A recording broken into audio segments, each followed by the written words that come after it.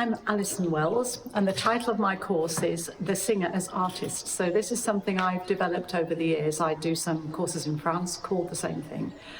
And the reason for it is that I like to use a lot of visual imagination and get people to colour their voices, bring out the text. And so I've always wanted to paint something visual. Well, because I use a lot of visualization and physical exercise.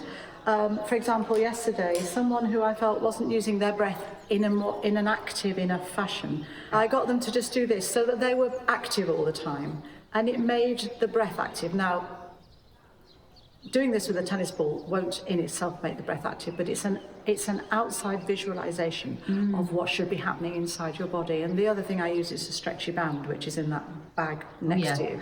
And again, it's just doing something all the time, being active, because it's quite easy for singers to just be a bit too static and they get a bit stuck. And I think this is the 4th or 5th time I've been.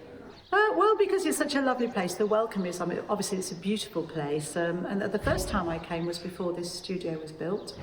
And this is a really, really beautiful studio. And the garden's lovely and the food's fantastic. The welcome's lovely. So, and the chance to work really in a group setting, which is what I do when I do my groups on my own courses.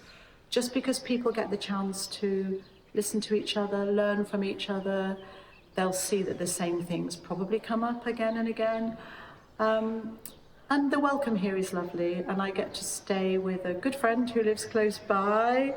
So lots of good reasons to come. This has been a wonderful group. They're really supportive of each other. They learn from each other. They really help each other. And the same themes, the same issues come up. And somebody, I think, said yesterday, oh, I do that too. They recognised something in themselves that somebody was doing that I was helping them to just change.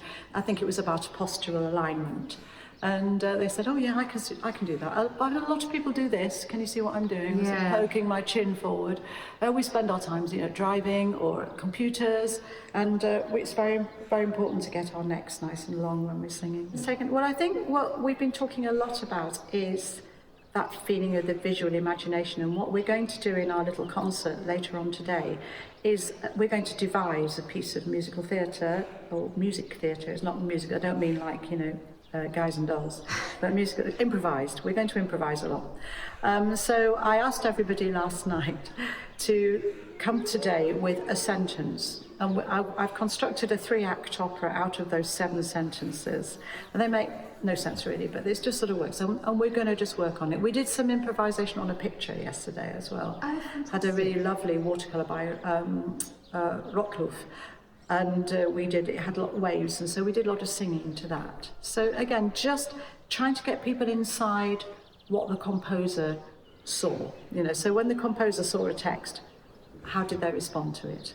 And so just trying to evoke a response all the time of a creative nature. Opera, and we're going to devise it and rehearse it in 45 minutes. Well, happy birthday, Jackdaws, and congratulations to everybody involved and what they do here and the joy they bring. I didn't have the privilege of knowing Maureen when she was alive, but I know that what she started off has grown and grown and grown, and the current team are really doing a great job in difficult circumstances these days in the arts in this country of making it work, giving people the opportunity to come and take part in these weekends. Yeah.